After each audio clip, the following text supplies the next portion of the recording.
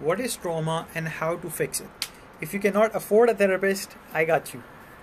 So, we can all agree that trauma was created through a difficult or challenging situation in the past. Now, the question is, can you go to the past and fix it? No. So, you're only left with the present. And in present, we also have to realize that trauma only shows up in the present moment. So, we have to fix it in the present. And how do we do that? A trauma response only shows up in three ways. Let's take an example that back in the days in your childhood, you were bullied at school when you tried to do public speaking.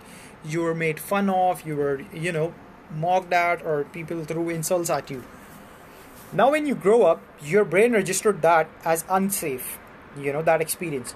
Now, when you've grown up in the present moment, when you're in a similar kind of environment and that trauma response is triggered, like when you're going to do a public speaking session or you're going to talk to a general audience, the brain remembers that event and it gives you the trauma response. The trauma shows up in only three ways in the present moment. It's thoughts in your head of not being good enough, not being ready yet, it's not safe.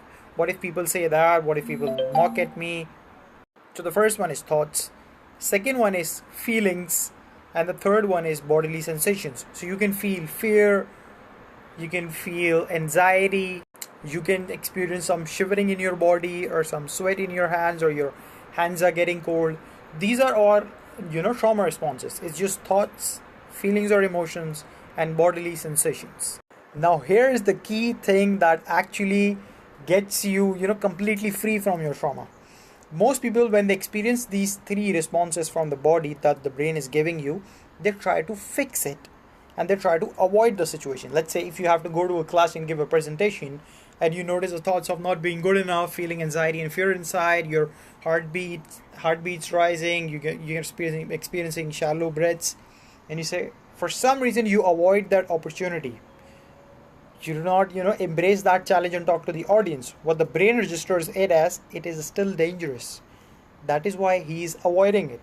Otherwise, why would he avoid it if it's not dangerous? So the brain says, okay, we are giving the correct response still to this date and we should continue to give this trauma response ahead. And that's how your trauma continues. And that's why just talk therapy does not fix it. Because you keep talking about your trauma. What you actually got to do to get rid of that trauma for good is that when that trauma response shows up, when it's triggered due to an external factor or internally you're thinking about something, now you're experiencing those thoughts, those feelings, and those bodily sensations. You embrace it. You feel comfortable in those uncomfortable emotions and still do the action. When you're going to do the public speaking, your brain's gonna scream at you, no, don't do that, what is he trying to do? It is so unsafe, we experienced such a bad thing in the past. Maybe you don't register it consciously, but the brain remembers what happened.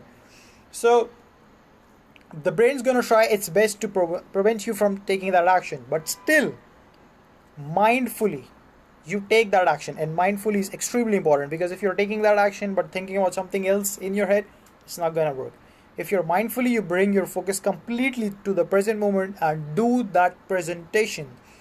At the end of the presentation, when you're done with it, your brain's gonna see, oh, we didn't die. And why were we so scared of it?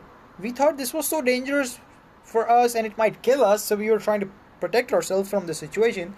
He went into it and he did it. And still he did not die. So what's the use of giving that trauma response?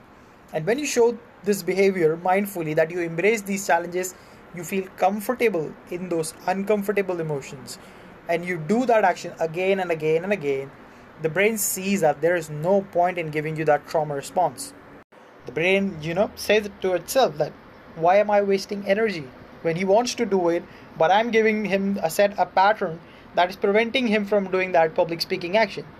So he gets rid of that trauma response, and now the brain builds a new algorithm, a new pattern to support you in that action. Now he's going to give you the same thoughts, feelings and bodily sensations, but this time to support that action. So it will be thoughts of confidence, thoughts of creativity. A plane was flying by. A lot of people fly in the United States.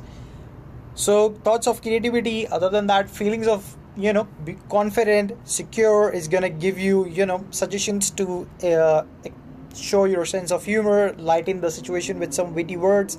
So brain's gonna give you all of that to perform that action better, because now you have shown through your action to the brain that this is important for us. Now brain thinks this is important for our survival, not abstaining from the situation, but actually embracing it and performing well in that situation, so that trauma response completely moves away from your body. So that's just a basic overview of how you heal traumas through mindful, valued action, by embracing the uncomfortable emotions and still doing what you were supposed to do. If you have social anxiety and you avoid social anxiety settings, you would continue to get the trauma response. But if you have social anxiety and you feel comfortable in those uncomfortable emotions, it's very difficult at first, but trust me, it gets easier with time. But you still go to that social setting and you engage with people. Maybe for the start, you can just start with some small talk. Just talk about the weather, ask their name or time or directions to a place, whatever it is. Take these small steps and your brain will, start to rewire and change that trauma response. Have a good day. Bye bye.